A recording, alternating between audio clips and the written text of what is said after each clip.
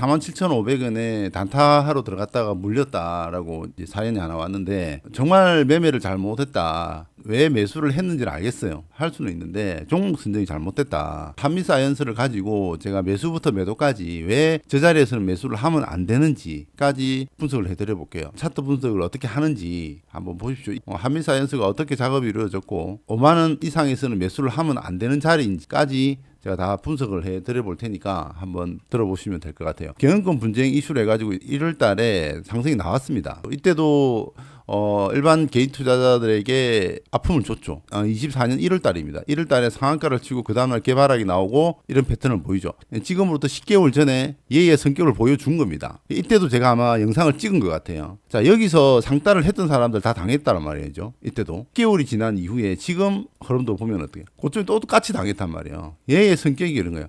양봉으로 쳐올려놓고 고점에서 물량을 사게끔 만들어놓고 그 다음에 개발하고 떨어뜨리면 기술적 반등을 먹기 위해서 47,500원 라인에서 매수가 들어온단 말이에요. 우리 구독자분도 아마 거기서 물린 것 같은데, 이 종목을 매수를 하려면 어디서 해야 된다? 이 구간이 매수 포인트다. 지나고 나서 이야기한다라고 여러분들이 또 비아냥거릴 수가 있는데, 이야기를 들어보시면은 이 구간에 매수를 해야 된다는 이유가 있습니다. 자, 여기까지가 가격 조정입니다. 가격 조정은 충분하게 주고 그 다음부터 행보 조정이 나왔습니다.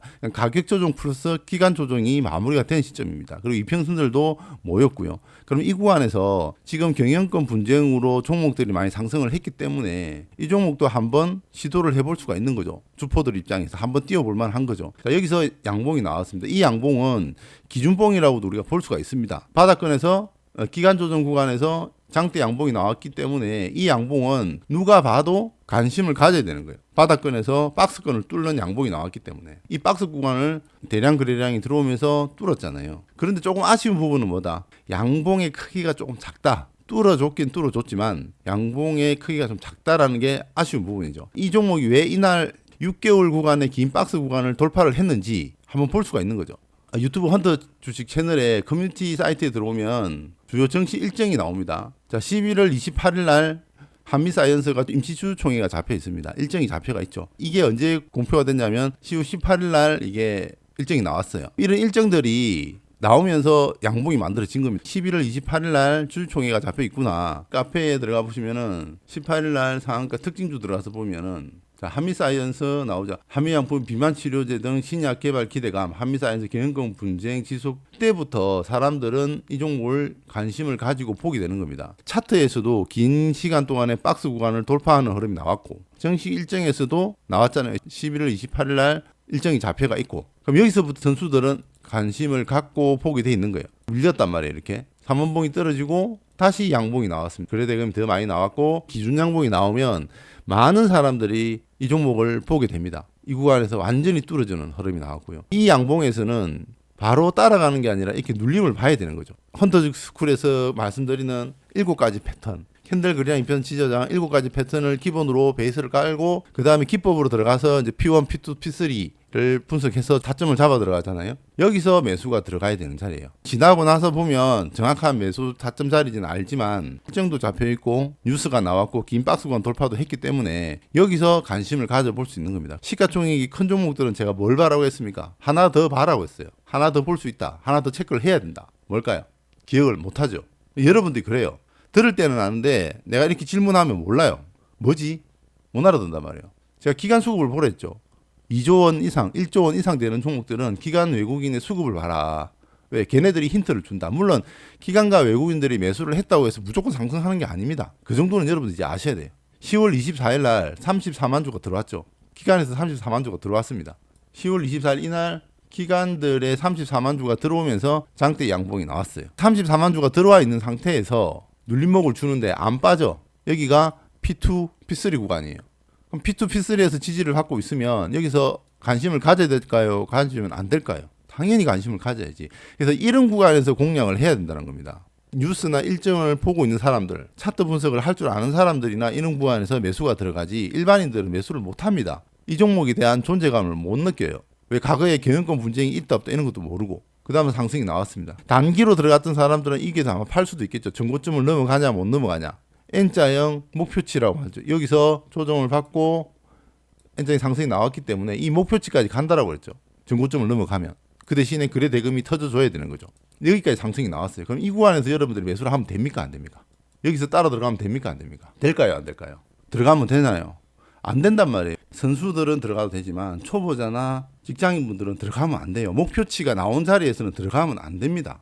이 목표치라 함은 여기 상승폭만큼 상승을 했잖아요. 이 폭만큼. 이 목표치가 다 찬 거예요. 제 유튜브 영상 앞에 그 기초편을 돌려보시면 이 내용이 나옵니다. 돌려보시면 돼요. 여기서는 따라 들어가는 자리가 아닌 거예요. 단타로는 들어갈 수 있습니다. 원래 선수들은 내가 매수를 하고 난 이후에 손절을 잘한다. 잘하는 사람들은 들어가도 됩니다. 물려가지고 어떻게 해야 될지 모르는 사람들은 이런 구간에서 매수하면 안 된단 말이에요. 앞에 이력을 봤잖아요. 보여줬잖아요. 얘들의 성격이 어떤 건지. 여기서 보여줬잖아. 장대 양부 뽑아놓고 개발학 시켜놓고 죽여버린다는 거 알잖아요. 한번 경험했잖아요. 여기서. 사람은 쉽게 변합니까? 안 변합니까? 사람도 쉽게 안 변해요. 종목의 스타일도 쉽게 안 변합니다. 쉽게 안 변해요. 24일 날 기간에서 34만 주가 들어오고 눌렀다가 말아 올렸잖아요. 올린 자리가 목표치까지 주고. 그럼 여기서 들어가는 걸 제가 뭐라고 했습니까? 이걸 뭐라고 했습니까? 댓글에 한번 달아보세요. 뭐라고 했는지. 자, 분차트로 들어가서 볼게요. 왜 여기가 목표치의 자리인지를 사면 안 되는 자리인지를. 자, 선수들은 상관이 없어요. 선수들은 아무데나 사도 돼요. 왜? 자기가 알아서 다 탈출하고 자기 혼자서 손절매가 다 가능하기 때문에 선수들은 아무데나 사도 됩니다. 상한가 10번 간 종목도 매수하면 됩니다. 자기가 대응이 가능하니까요. 근데 문제는 대응이 안 되는 사람들은 이런 목표치까지 나온 자리에서는 사면 안 된다라는 거죠. 제가 말하는 거는. 여기서 여기까지가 36% 상승, 여기서 36% 상승이 나왔고 여기서 여기까지 36% 나왔어요. 그러면 정확하게 N자형 목표치 정형화 시켜서 나오잖아. 이 이야기를 내가 한두 번 이야기했어요. 이 목표치까지 그만큼 상승이 나왔는데 여기서 들어간다고요.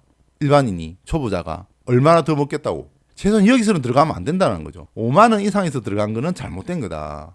자기가 선수가 아니라면. 그렇게 분석이 나오는 거고요. 그래서 목표치 끝자락에서는 들어가는 게 아니다라고 제가 누차 말씀을 드렸고 오늘 제 영상을 처음 듣는 사람들은 기억을 하셔라. 목표치가 찬 자리에서는 들어가면 안 된다. 일봉에서도 이미 알려줬다. 얘의 성격을 어떻게 된다는 거. 그리고 더 중요한 거는 최근에 고려아연도 유정 발표하면서 그냥 때려 밀었잖아요. 한미사이언스도 봐요. 그냥 따라가는 거예요. 그냥.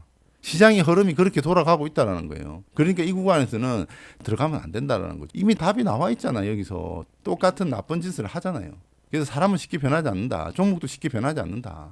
라는 게 여기서 나오는 겁니다. 여기서 물렸다라고 하는 사람들은 좀 반성을 하셔야 되고 돌파 매매가 아닌 눌림목 매매를 하는 사람들은 요 자리에서 공략을 하셔야 된다. 해야 되는 이유는 뭐다? P2, P3에서 매수 타점이 나왔고 이 장대 양봉에서 기준 양봉에서 34만 주가 들어왔기 때문에 이 34만 주가 빠져나가지 않았기 때문에 이런 구간에서는 조금 더 신뢰도가 높게 본다. 기간에 매수세가 들어왔다고 해서 올라간다는 의미가 아니라 기간에 34만 주가 들어왔기 때문에 기간 수급을 분석하는 사람들은 관심을 가지고 매수하려는 타점을 잡는다라는 거죠. 그 말은 가로 열고 뭐다? 대기 매수세가 많다라는 겁니다.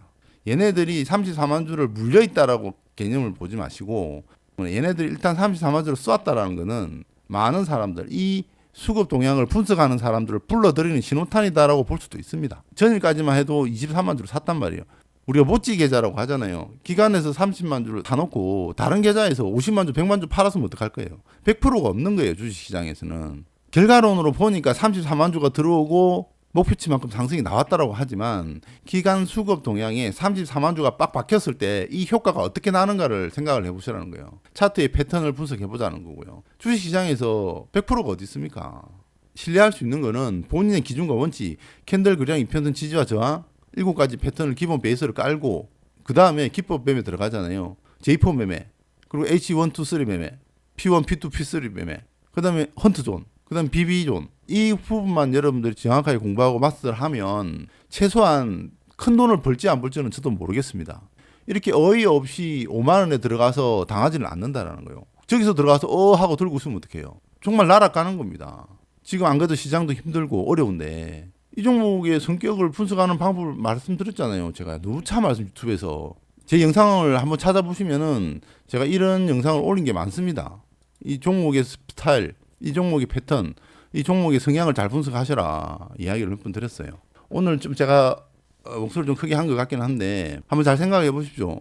저도 안타깝습니다. 이런 사연을 받으면 저도 안타깝고 제가 누차 말씀드렸기 때문에 당하지 마셔라. 최소한 본인의 역량이 이 고점에서 들어갔을 때에 컨트롤할 수 있는 역량이 있는가, 본인만의 기준과 원칙이 있는가 한번 냉정하게 생각해 보시고, 그런 기준과 원칙이 없다라고 하시면 눌림목을 잡아서 분할 매수해서 수익 내는 습관을 들이고, 경험이 쌓이고 수익이 나고 시장에 돌아가는 메커니즘을 어느 정도 이해를 하고 내가 어느 정도 시장을 분석하는 눈이 있다라고 하면, 그럴 때는 고점에서 얼마든지 하시면 되죠. 그런 기본적인 베이스가 없는 상태에서는 잘못하면이 아니라 그냥 100% 깡통 찹니다.